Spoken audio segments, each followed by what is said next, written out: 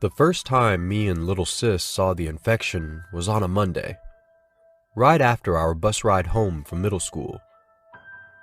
To be honest, before all the bullshit, we lived pretty miserable lives. Our parents were pretty strict, so we weren't allowed to watch anything that wasn't rated PG and under.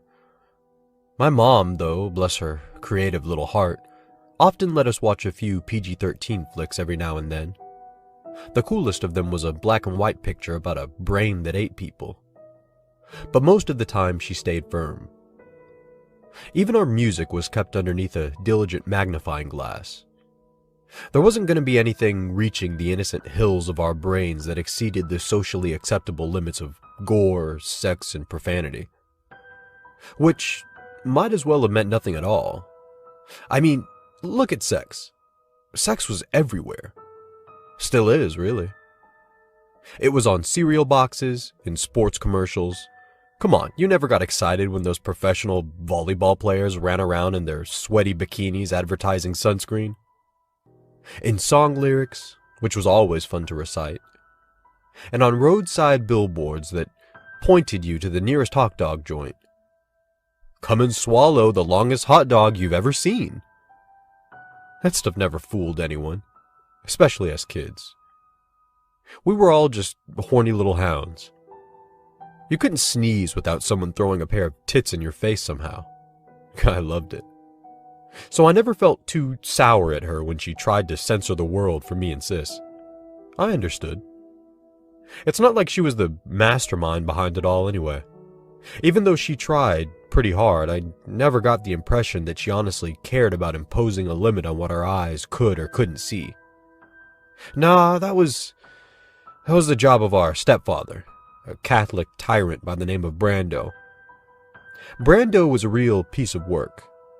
And to add on to what I'm sure you think was one of the dullest teenage existences in history, he'd make me and my sister pray whenever he caught us doing anything unsavory.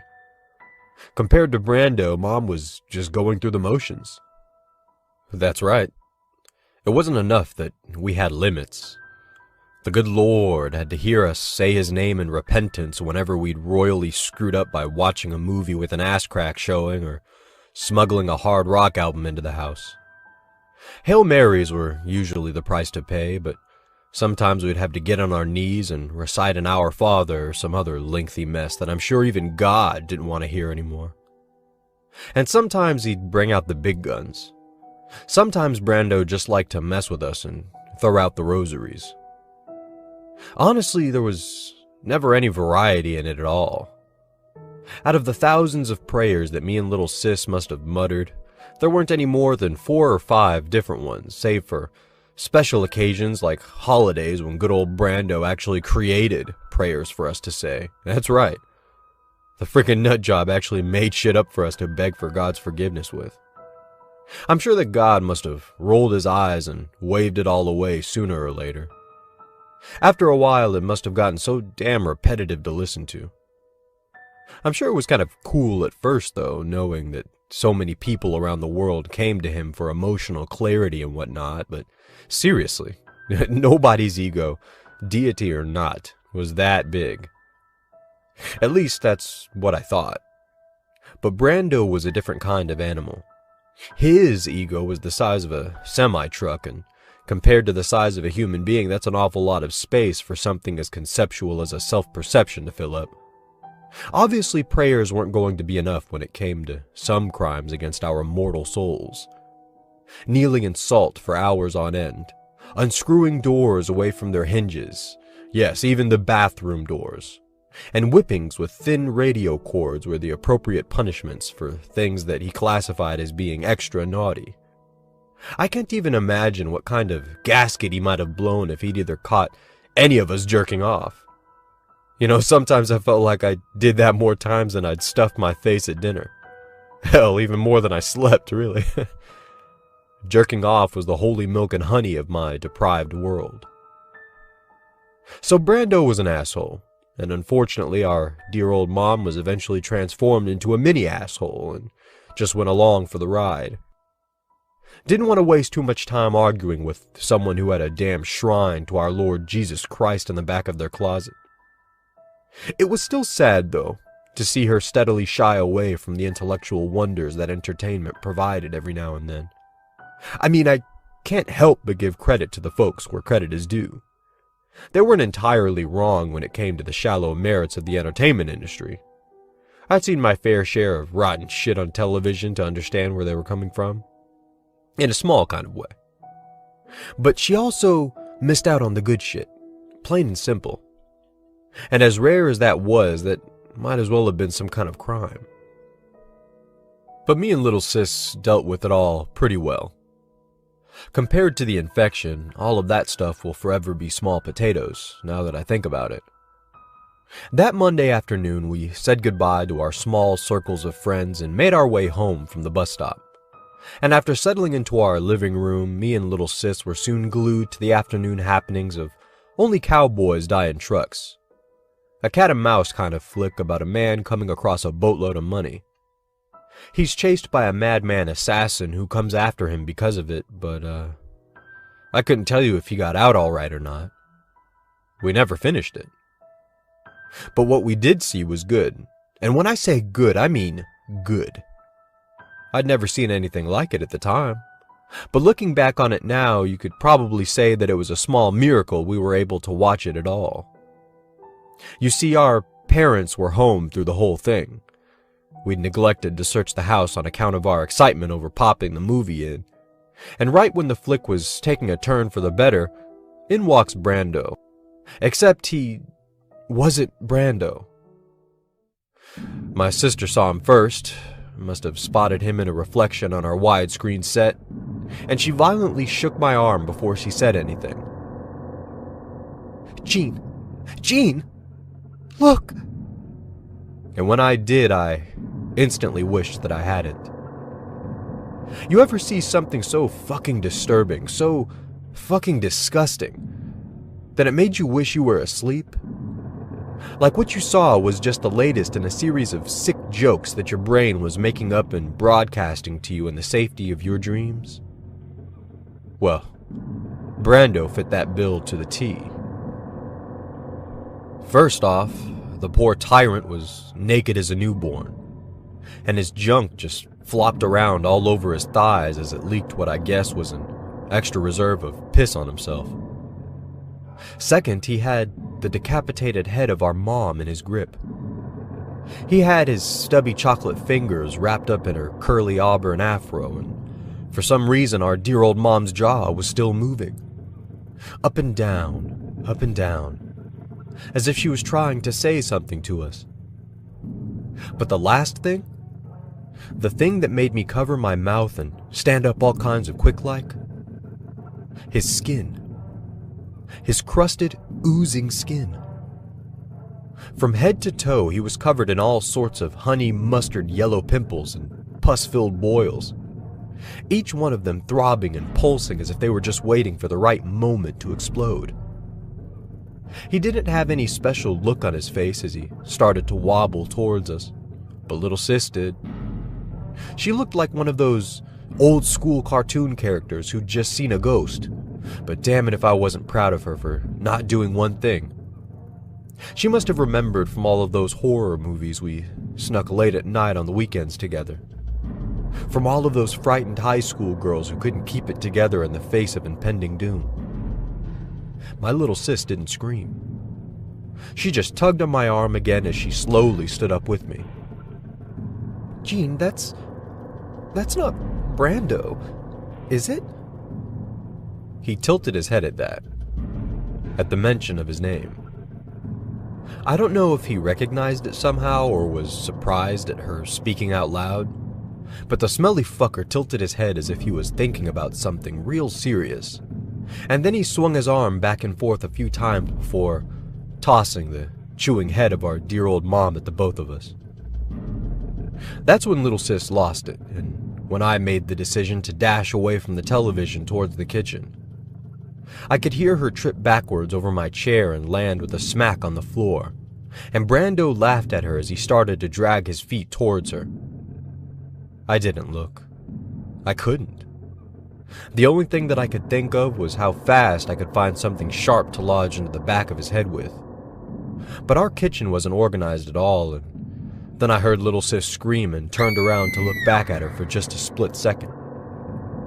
Brando was on top of her, and I could make out some of the splatter from a few of his overgrown pimples popping as they splashed onto the whiteness of her sundress, and I cursed as I turned right back around and resumed my search. I cut my thumb on the edge of one of Mom's hefty kitchen knives and lifted it out of one of our deeper cabinets with a shit-eating grin. Brando was going down. Little sis screamed again, and I rushed back into the living room to find her pulling his snarling head away from her chest. She had both of his big-ass ears in a death grip and pulled his face away from her with everything that she had and looked at me with a desperate look that made my blood boil. "Hold him there! Hold him there!" I yelled, and scrambled over to stand behind him. His back was something straight out of a low-budget zombie flick, but, all of the blood and patches of muscle I could see underneath his shredded skin were as real as it gets. It was covered in a gruesome collection of rabid scratches that I could only assume were made by Mom before he killed her. Did he turn while they were doing the nasty? Did he hold her down and try to choke her or pummel her head in while she went buck wild on his back? I closed my eyes for a second and shook my head. That wasn't how I wanted to remember Mom. Even her decapitated head was better than something like that. I didn't want to imagine her in any kind of pain or struggle. That wasn't what any mom deserved.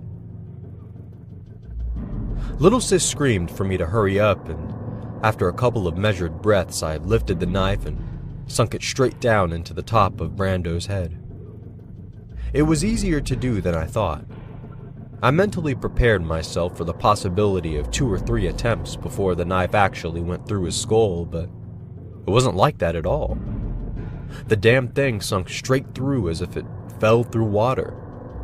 And the sound that the knife made as it broke his skull and pierced into his brain wasn't anything like the movies.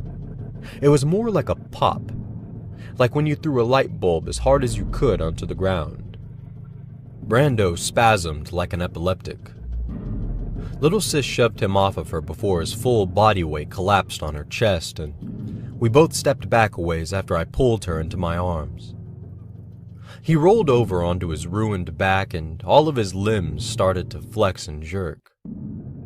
His eyes twitched in every which way, and I could see him biting down repeatedly on his tongue as it flopped in and out of his mouth. It was as if he was being possessed by something that didn't want him to die. But we did. After a few tense minutes, he settled down a bit. After shutting off the movie and glimpsing the news, we knew all that we needed to know about what happened to Brando.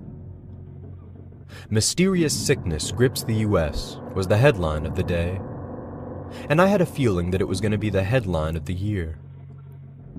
Little sis and I suddenly found ourselves in the middle of our own horror movie. So after wasting as little time as we could washing up, we packed traveling bags for us both and left him there quivering violently in the middle of the living room. We exited the house, locked the door, and walked away to go and check up on our friends. We didn't call the cops. There was no point. We discussed who we were going to go see first, and since there was no outlandish mayhem coming to life around us, we strolled like a young married couple through our neighborhood before a decision was made. It was almost surreal. We'd just witnessed something that was most likely going to become a staple in the library of our nightmares, but after stepping out of the house, the world was untainted by the horror that we'd locked up inside of it. Birds chirped and flew around us as they always did. I even saw a few squirrels collecting nuts for themselves as they zipped around the trunks of trees that had become so familiar to us. Little sis was taking it all in pretty well. She wasn't muttering all weird-like to herself or looking down at the ground. She had her head held high and carried our conversation along with the poise and focus of a newly elected politician. "I say that we go see Misty," she recommended as she kicked a stray acorn from out of our path. Misty was the daughter of a nut-job rifle collector on the other side of the neighborhood. Albert was his name, and he liked to, smoke cigars and swim naked in his 20-foot lap pool most days when we showed up. A weird combination, I know, but he was a retired Marine, a gunnery sergeant if I remember right. And Marines, as far as movies went, were as wacky as you could come. I'm sure that in the service it was normal for all of them to be weirdos with one another. I gave her idea some thought, though, for a few good minutes actually, before eventually shrugging it off. I don't know, I said. I watched a hawk soar through the sky and adjusted my pack. I like where you're coming from, sure, but I don't know. Misty's got money, sure. She's got food, she's got guns, and she's one of your closest friends. I had to look at the ground and think real hard.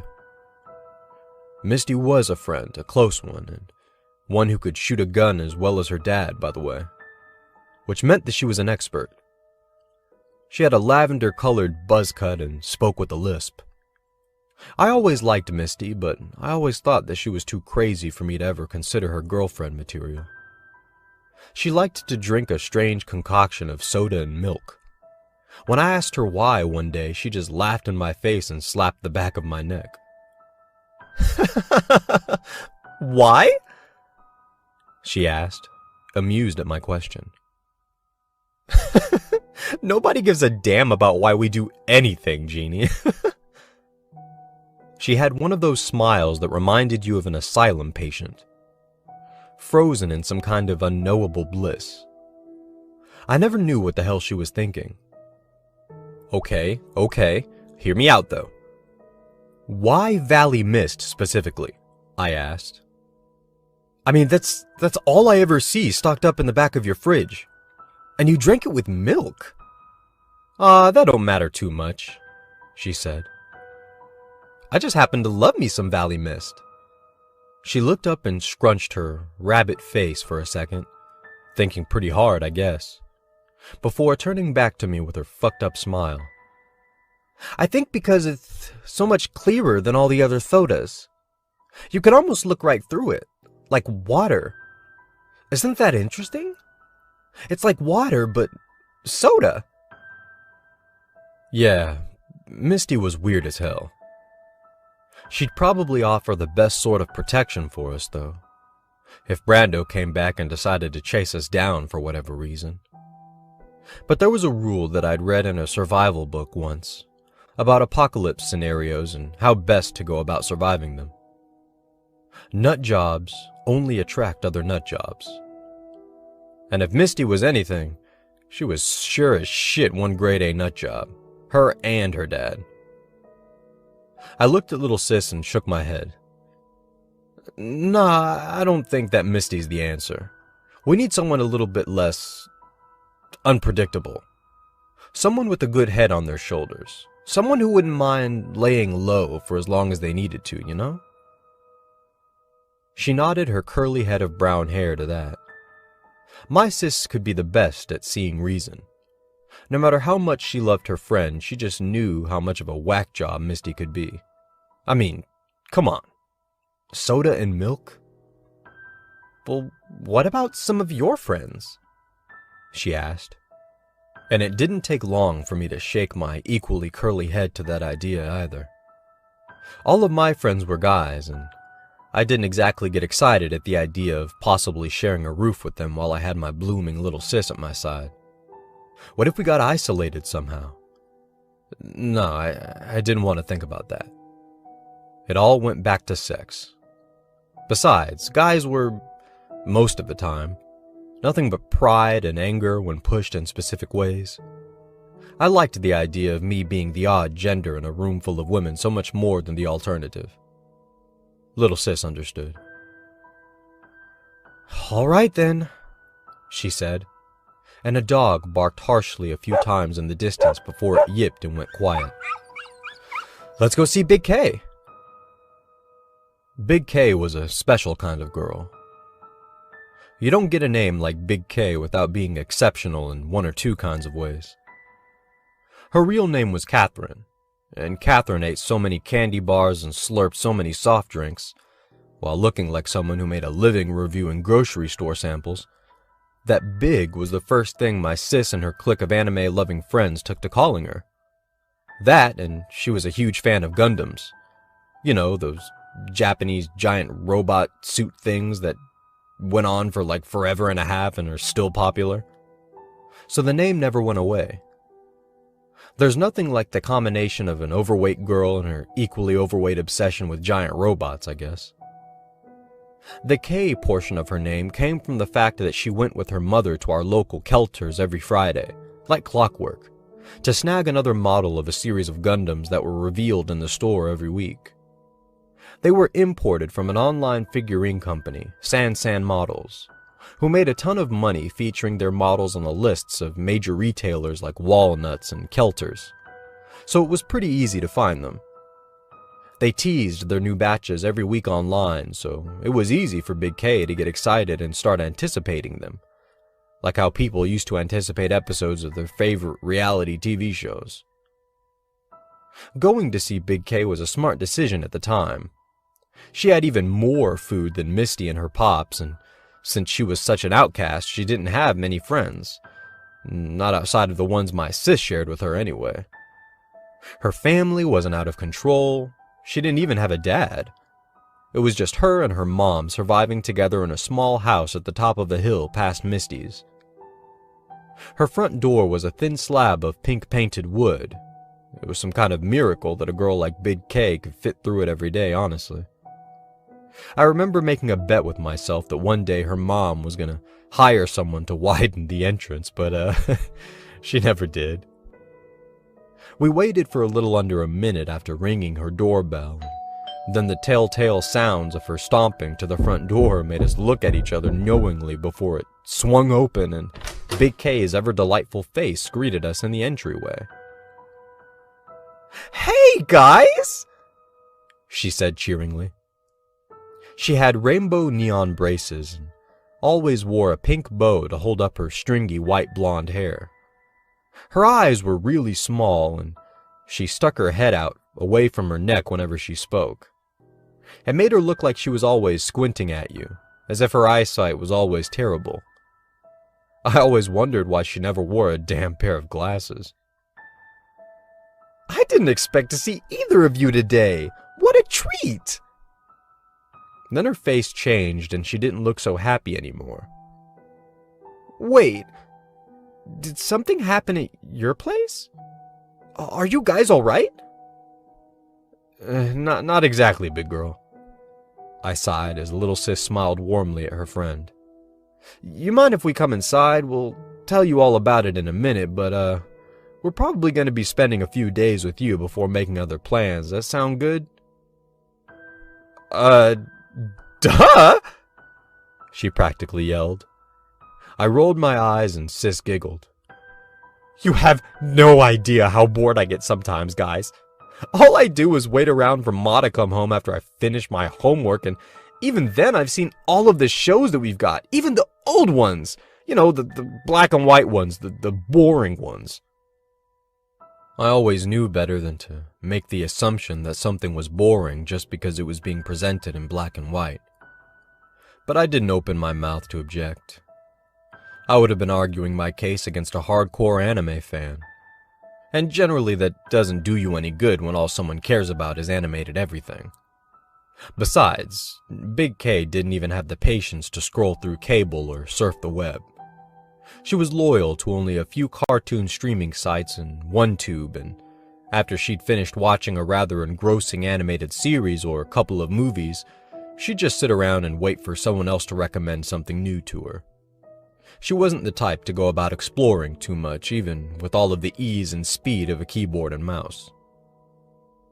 She fixed us a couple of salami sandwiches and a few glasses of orange juice, and then we sat at her wide kitchen table and told her everything.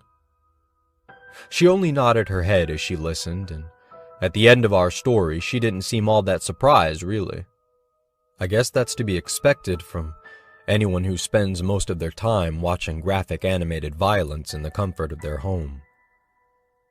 After watching enough of anything, your mind becomes numb to it. Sometimes, so much so that the real world doesn't bother you as much as you'd think. Little Sis rose up and walked out of the kitchen to flip on Big K's television in her living room, and there it was, all the evidence anyone would ever need. Like a digital star warning everyone to stay the fuck away from everyone else. It seems that a deadly, undiagnosed plague is gripping the nation. A calm, red-headed reporter spoke into her camera. She was standing in a crowded hospital and wore the same protective red spacesuits that hazmat workers donned all around her. There was a frantic hustle going on in the background. Men, women, and children were being escorted into separate lines to be led away for examination. A massive quarantine, per a recent directive made by the president, is currently underway, urging all citizens to make their way to the nearest hospital for immediate evaluation. Scientists are working around the clock as we speak to create what is being called a miracle cure. Their aim? To stop the sudden catastrophe almost as quickly as it began. For Wenry Jones Cable, I'm Amanda Stevens. Big K was quiet through it all, and after watching the television for a few more moments, she shrugged her sagging shoulders and walked right back into the kitchen. I looked at Little Sis, who wore an expression of concern on her face, and then we watched as Big K came out with a small glass of chocolate milk in her hand. She sniffed deeply and then took a long swig, nearly downing the milk in one impressive swallow. "No way. It's all nonsense," she finally said with a confident smile. "You guys are joking, right? There's no way that you killed your dad." "He wasn't our dad," I corrected her coldly. "He was just a stand-in. And what we told you is the honest truth, big girl. Why else would we be over here on a weekday? Doesn't Sis usually come and visit you on the weekends? She never sees you on a weekday. Come on, think about it." "Yeah, well, she should," Big K said softly. She lowered her head and pitifully looked into the glass wrapped in her hands. I rolled my eyes. Sometimes she felt like the epitome of, "Feel sorry for me, I have no friends." I found it annoying most of the time, but Little Sis always made her feel like she was at home around her. She loved Big K, just as much as all of her other friends. She was an angel. A real angel, I swear to God. "I knew we should have kept your damn shirt," I said to Little Sis. "There was all the proof. All that pus and goo." "It's okay," Sis said calmly, and then she walked up to Big K and gently laid a hand on her arm. "Believe me, I know that it feels unbelievable. Even the news sounds fake, right? So maybe it's all made up. Maybe none of it's true." I looked at her in disbelief and gave her a frown. What would we gain by keeping Big K in denial? But she only shook her head and looked back to Big K with a soft light in her eyes. The kind of light that melted everything away. Fear, doubt, confusion, all gone. And Big K took it just as intended. I could see her face relax and her eyes squint even tighter than usual. A fat smile appeared directly underneath her nose. "Yeah, see?" she said. And in that moment I knew that we'd lost her. There was no way she was going to be able to cope with our new reality. I had no idea how severe the plague was going to be at the time, but I had a good feeling that nothing in our lives was ever going to be the same. "Yeah," I said disappointingly. It was my turn to look down. Little Sis casually stroked Big K's arm and spoke to her with all of the tact and affection of an elementary school teacher. I began to get the horrible feeling that maybe we should have gone to stay with Misty after all. They decided to wait up for her mother in the living room. I objected, saying that it was important for all of us to get some sleep. There was no telling what was going to be happening in the coming hours, and we'd need fully charged mental batteries if we somehow had to leave the safety of Big K's home. I figured that it was best to plan on it, just in case. But Big K disagreed immediately. I'm not going anywhere without Ma, and I'm not sleeping until she gets back from work, she said defiantly. So we hunkered down. An hour went by, and then another. We fixed some more food, a long tray of steaming hot dogs with a side bowl of potato chips, and Big K went to the bathroom a few times. I had to go check on her once because she started to take a good amount of time on the toilet. I could have sworn that I heard her talking to someone inside, but when I asked her about it afterwards, she just shrugged her shoulders and gave me an affectionate smile. Just watching some videos on my phone, Gene. Relax. You don't do that when you use the bathroom? They passed the time by watching reruns of some anime that they'd enjoyed over the years, but I wasn't interested. Something was bothering me. Maybe the sight of Brando spasming on our living room floor with the knife that I'd sunk into his skull poking out like some kind of blood-drenched beacon put a cloud of fear over me. But something was off. Night had fallen more quickly than I thought, and before I knew it, my intuition was rewarded by the distant sounds of scratching that penetrated the distractive noises that blared from the living room television. Little Sis reacted to the sounds before Big K caught wind of them, and she looked over her slim shoulders at me with a scared expression before I lifted a finger to my lips and motioned for her to wait. She smartly decided to turn to her friend with a smile and whispered for her not to be surprised. She left the television blaring. I swear to God, my sister's one of the smartest people who ever walked the planet. I swear to God she was. I rose up from one of Big K's white leather couches and slowly crept over to the kitchen window the noise was coming from. It was a high-pitched sound, something that resembled the sound a teacher would make if they took their nails to an old-fashioned chalkboard to get the attention of a rowdy classroom.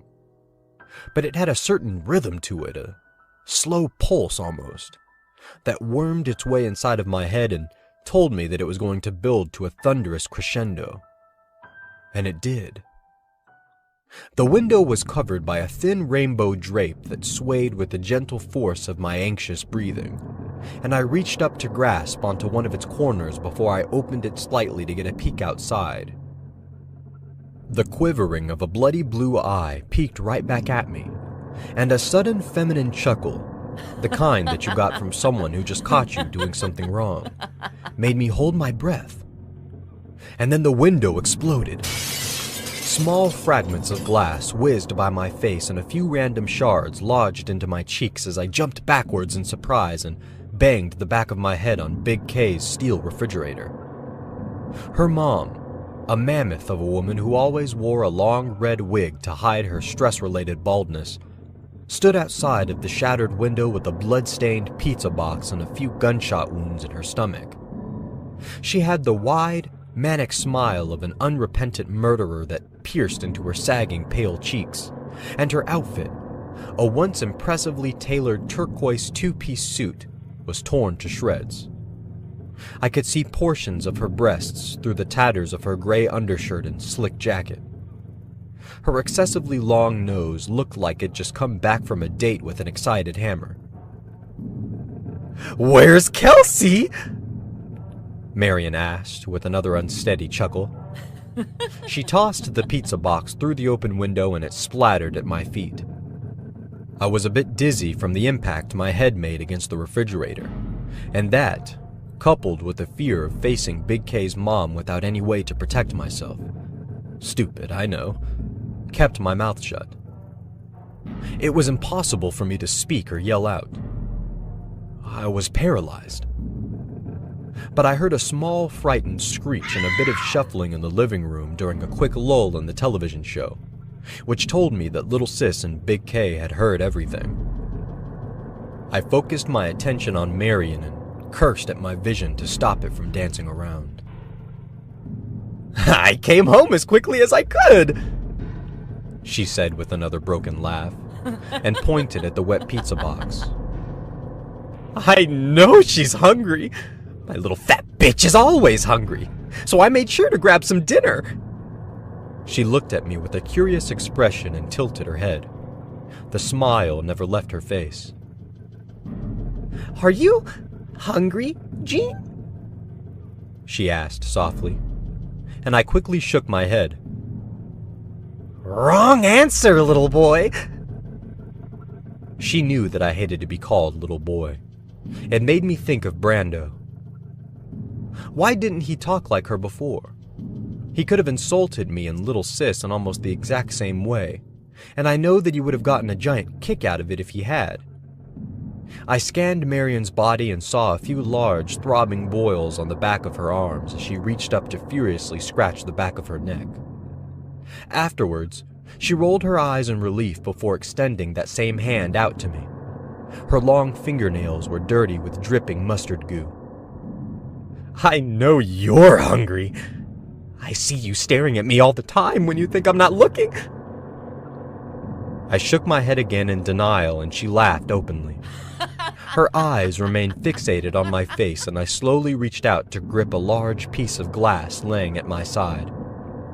No? You calling me a liar, little boy?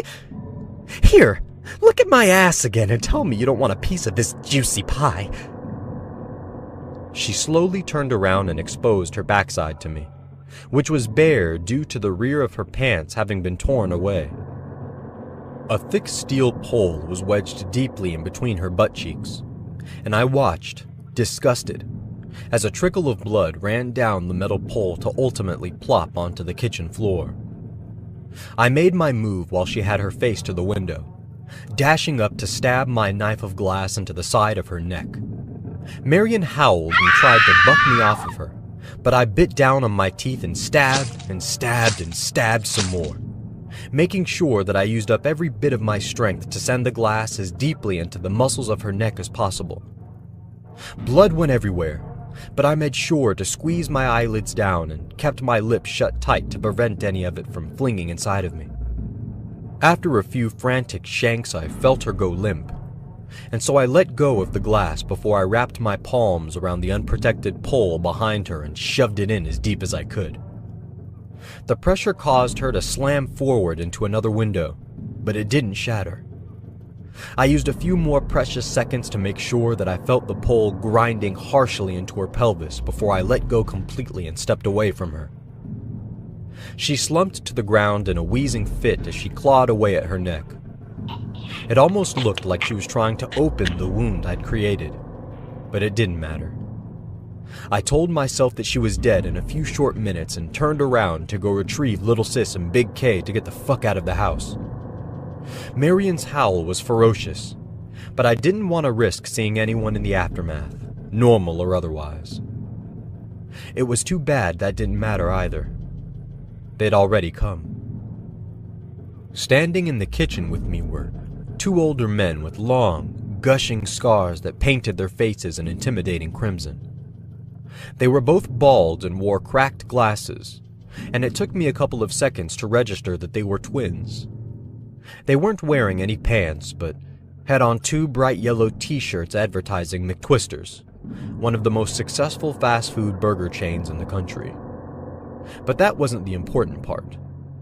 What made my blood freeze and my heart scream into my ears in panic was the fact that the shorter of them had a filthy hand dug into Big K's blonde head of hair. She stared lifelessly up at the ceiling as he dragged her along the floor.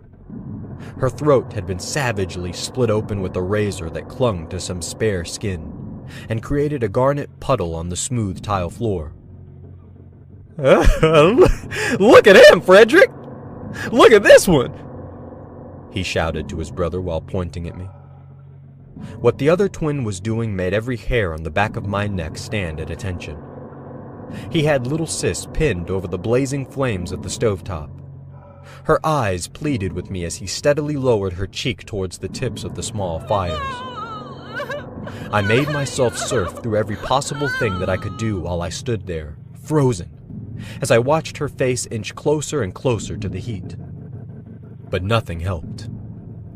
Just like when I was sprawled on the floor in front of a wickedly smiling Marion, I realized that I couldn't move, and the fact that I'd be responsible for whatever happened next made my stomach flip. I don't have to say that it was vicious, horrifying, nightmarish. But what I heard in the moments that followed made my jeans warm with piss. Little Sis screamed with all of the pain and misery of any prisoner I'd ever seen in any movie I'd ever heard of, as the side of her face became engulfed in heat and started to sizzle. "I see him! I see him!" Frederick yelled gleefully, and with a downward push from his shoulder, he shoved the rest of her face into the stovetop, and Little Sis started to choke and convulse. A smell that I'll never be able to describe rose from her cooking remains as the twins began to hoot and holler, as if they were in the front row stands of a once-in-a-lifetime concert. "I see him too!" came a distorted voice from behind me, and my eyes widened as something sharp sunk into the back of my right calf. It made me yell out in pain, and I crumbled to the ground while I clutched the bottom of my leg, at least until I looked up and saw a much bloodier and much more cheery Marion standing over me. Her smile had widened considerably, and a few spurts of blood zipped away from her mangled neck before she waved a long piece of glass around in front of her face. "I'm gonna make you look like me now," she whispered. If you've ever, for any reason whatsoever, ran for your life from anything before, then you're going to understand every syllable of what I'm about to say. There was no such thing as a wound on any part of my body. The adrenaline that surged through every blood vessel inside of me pumped them up to superhuman levels of oxygen production. So when I say that I leapt off of the floor and tackled straight into Marion to get to the open kitchen window, then you know that I wasn't thinking about making anything else but an escape. When I think back on it now, which I don't like to do at all, what happened afterwards still makes me laugh without fail. It's hilarious to me that it was no longer possible for me to be frozen in any way. My body was nothing but junior varsity basketball drills all over again.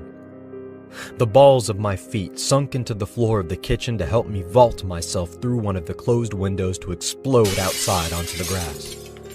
I scrambled up quickly and, like an Olympic track and field star, sprinted past a rusty fence that separated the house from the rest of the neighborhood, and then gradually settled into a marathoner's pace as I ran and ran and ran.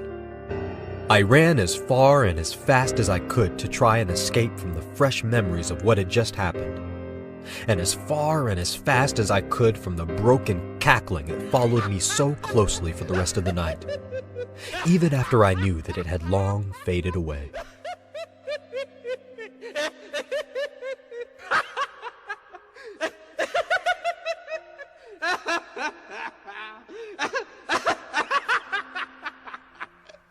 Ha ha ha!